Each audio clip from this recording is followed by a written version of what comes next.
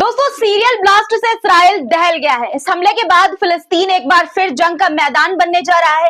Israel में कहां धमाका हुआ है, इसराइल को कितना नुकसान हुआ है, इसराइल के खिलाफ ये कितना बड़ा हमला था और किसने इसकी जिम्मेदारी ली है, हमले का फिलिस्तीन और लेबनान से क्या कनेक्शन है, हमले को लेकर इसराइल और फिलिस्तीन मिलिशिया ग्रुप ने एक दूसरे को क्या बड़ी धमकी दी है, हमले के बाद बंधकों की रिहाई पर संकट के बादल क्यों मंडरा रहे हैं, तमाम सवालों का जवाब आपको आज के इस वीडियो में मिलेगा। हमले को लेकर नेतन्याहू और इस्राएली खुफिया एजेंसी में तनातनी क्यों बढ़ गई है, ये भी आपको बताएंगे। सीरिया में किस तरह से तुर्की की दखलंदाजी बढ़ रही है, ट्रंप ने जेलेंस्की को बेइज्जत करने के लिए अब कौन सा काम किया है, आज के वीडियो में इसका भी जिक्र होगा। तो तमाम बड़ी खबरों को डिटेल के साथ जानने के लिए आज का पूरा वीडियो बिना स्किप किए जरूर देखिएगा। और साथ ही आपसे गुजारिश की जहां से आप हमारा ये वीडियो देखते हैं वहां के नाम के साथ अपना नाम कॉमेंट में जरूर लिखा करिए और मुद्दों पर अपनी राय भी जरूर दिया करिए। वीडियो शुरू करने से पहले गुजारिश कि सबसे पहले वीडियो को लाइक कर दिया करिए और शेयर भी ढेर सारा कर दिया करिए। चलिए शुरू करते हैं वीडियो। द लाइव टीवी, सच सबसे आगे।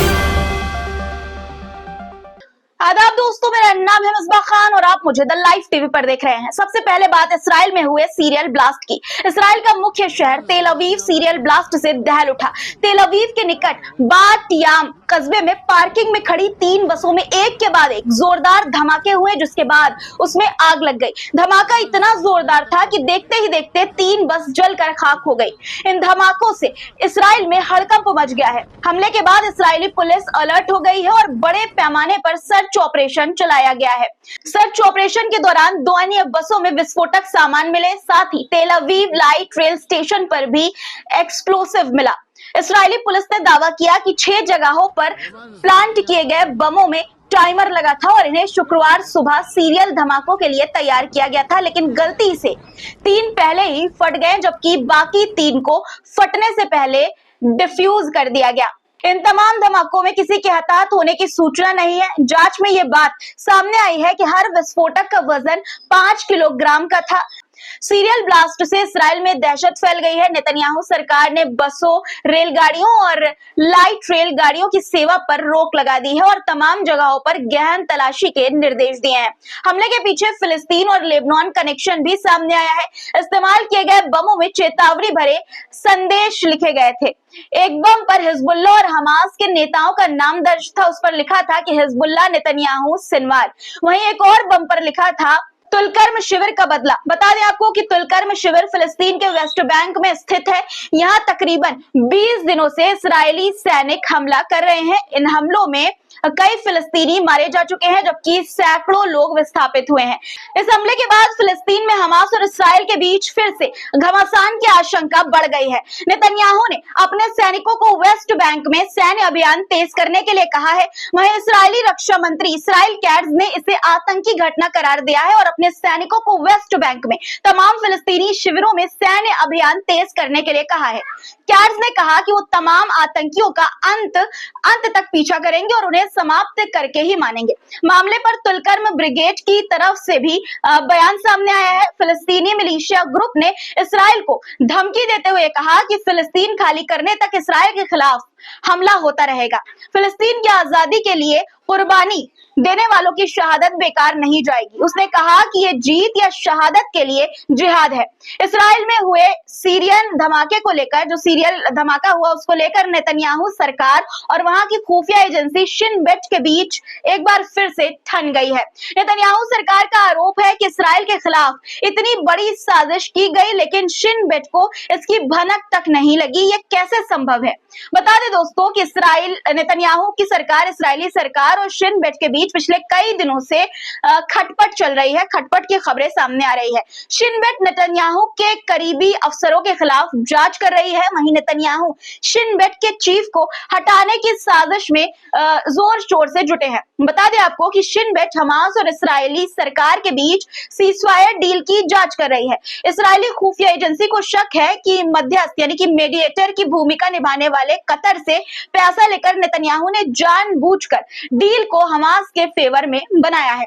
वहीं भ्रष्टाचार के मामले में नेतन्याहू के खिलाफ कोर्ट में सुनवाई चल रही है। मामले में उनकी पत्नी भी जांच के दायरे में है। नेतन्याहू और उनकी पत्नी पर जेल जाने का खतरा लगातार मंडरा रहा है। बता दें आपको कि बंधकों की रिहाई को लेकर नेतन्याहू के खिलाफ वहां की जनता में भी काफी आक्रोश है। दूसरी तरफ फिलिस्तीनी नरसंहार को लेकर इंटरनेशनल क्रिमिनल कोर्ट ने नेतन्याहू के खिलाफ गिरफ्तारी वारंट जारी कर रखा है। तमाम खबरें बताने के पीछे मकसद ये है दोस्तों कि नेतन्याहू की मुश्किलें दिनों दिन बढ़ती जा रही है और इसराइल की गद्दी से कभी भी उनकी विदाई हो सकती है।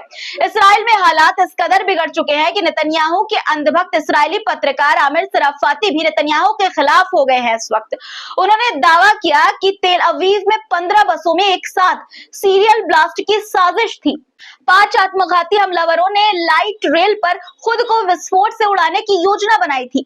आमिर सराफाती जो एक चाटुकार पत्रकार हैं, उन्होंने ये कहा कि ये सब हमास के लड़ाकों को छोड़ने का नतीजा है। इस्राएली पत्रकार ने ये कहा कि अब इसराइल का भगवान ही मालिक है, ऊपर वाला ही मालिक है। तेल अवीव में हुए हमले के बाद दोनों तरफ से जिस तरह की बयानबाजी हो रही है उससे ये साफ है दोस्तों कि फिलिस्तीन फिर से जंग का मैदान बन सकता है। गौर करने वाली बात यह है कि शनिवार को दोनों तरफ से बंधकों की अदला बदली होनी है। हमलों का असर बंधकों की अदला बदली पर भी पड़ सकता है। डील के मुताबिक हमास 6 जिंदा इस्राएली बंधकों को छोड़ने वाला है। बदले में इसराइल बचे हुए फिलिस्तीनी बंधकों को छोड़ेगा। अगर इसराइल ने वेस्ट बैंक में सैन्य कार्रवाई तेज की तो जाहिर है हमास भी सीजफायर तोड़ देगा और बंधकों का फिर रिहा होना मुश्किल हो जाएगा। बंधकों की रिहाई के दौरान फिलिस्तीन के मिलिशिया ग्रुप ने इसराइल समेत पूरी दुनिया को अपनी ताकत का एहसास करा दिया है। अगर इसराइल के हमले तेज होते हैं तो हमास की तरफ से भी मुंह तोड़ जवाब मिलेगा, ये तो तय है। गजा में सीजफायर के बाद भी हालात नहीं बदले हैं दोस्तों। इसराइली सैनिकों का नरसंहार जारी है। एक रिपोर्ट के मुताबिक इसराइली सैनिकों ने गजा से 7 फिलिस्तीनियों को बंधक बनाया था, जिसमें 36 मृतक पाए गए। अब बात सीरिया की। सीरिया में तुर्की सुरक्षा बलों ने सोशल मीडिया में राष्ट्रपति एर्दोगन की निंदा करने पर एक सीरियाई नागरिक को गिरफ्तार किया है।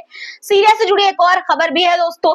इस्राएली सैनिकों ने लेबनान और सीरिया सीमा पर वादी खालिद इलाके पर गोलीबारी की है। बता दें कि सीरिया के कई इलाकों पर कब्जा कर इसराइल ने वहां अपना सैन्य ठिकाना बना रखा है। अब बात रूस और यूक्रेन युद्ध से जुड़ी। अमेरिका ने यूक्रेन को सभी हथियारों की बिक्री पर रोक लगा दी है, यानी अमेरिका अब यूक्रेन को कोई हथियार नहीं देगा। हाल ही में सऊदी अरब में अमेरिका और रूस के प्रतिनिधियों की मुलाकात हुई थी। इस मुलाकात के बाद अमेरिका ने यूक्रेन के खिलाफ ये बड़ा फैसला लिया है, यानी कि अब एक तरह से अमेरिका यूक्रेन के खिलाफ होता हुआ नजर आ रहा है। जेलेंस्की के लिए एक और बुरी खबर है। कल तक जो नाटो देश अमेरिका के खिलाफ जाकर यूक्रेन को जंग के मैदान में समर्थन देने की बात कह रहे थे, अब वही देश जेलेंस्की को पुतिन के साथ शांति समझौते के लिए मजबूर कर रहे हैं। फ्रांस के राष्ट्रपति मैक्रोन ने कहा कि फ्रांस अपने सैनिक यूक्रेन नहीं भेजेगा। हालांकि उन्होंने जेलेंस्की को दिलासा देते हुए कहा कि युद्ध विराम के बाद फ्रांस यूक्रेन को सुरक्षा की गारंटी देने का वादा करता है। रूस यूक्रेन युद्ध को लेकर मैक्रोन सोमवार को व्हाइट हाउस में अमेरिकी राष्ट्रपति डोनाल्ड ट्रंप से मुलाकात भी करेंगे। शांति समझौते में ट्रंप के कूदने से हर मोर्चे पर जेलेंस्की की हार हो रही है। ट्रंप ने जेलेंस्की को तानाशाह कहा था। ट्रंप के करीबी एलन मस्क ने जेलेंस्की को हत्यारा तक कह डाला। अब ट्रंप ये कह रहे हैं कि जेलेंस्की ने अपनी लोकप्रियता को लेकर यूक्रेन की जनता और पूरी दुनिया से झूठ बोला। ट्रंप ने कहा कि जेलेंस्की ने यह झूठा दावा किया था कि यूक्रेनी जनता के बीच वो पॉपुलर है, लोकप्रिय है और 57% जनता उनके साथ खड़ी है। ट्रंप ने कहा कि हकीकत में यूक्रेन की 4% जनता ही जेलेंस्की को पसंद करती है, जबकि 96% यानी 96% जनता जेलेंस्की को पूरी तरह नकार चुकी है। बता दें कि पुतिन चाहते हैं कि शांति समझौते पर जेलेंस्की नहीं बल्कि यूक्रेन का कोई और प्रतिनिधि दस्तखत करे। रूस के मुताबिक मई 2024 में ही जेलेंस्की का कार्यकाल खत्म हो गया था, लेकिन वो जनता की इच्छा के खिलाफ राष्ट्रपति के पद पर बैठे हुए हैं। वहीं जेलेंस्की का आरोप है कि ट्रंप और पुतिन चाहते हैं कि यूक्रेन की गद्दी पर कठपुतली सरकार को बैठा दिया जाए ताकि पुतिन के कहने पर नई यूक्रेनी सरकार नाचे, लेकिन वो ऐसा हरगिज नहीं होने देंगे। हर मोर्चे पर ट्रंप जेलेंस्की को बेइज्जत कर रहे हैं, लेकिन अमेरिका इसे अपनी दरियादिली बता रहा है। अमेरिका के उपराष्ट्रपति JD वांस ने ये कहा कि यूक्रेन का अस्तित्व अभी तक बचा हुआ है, इसके लिए उन्हें अमेरिका का धन्यवाद करना चाहिए।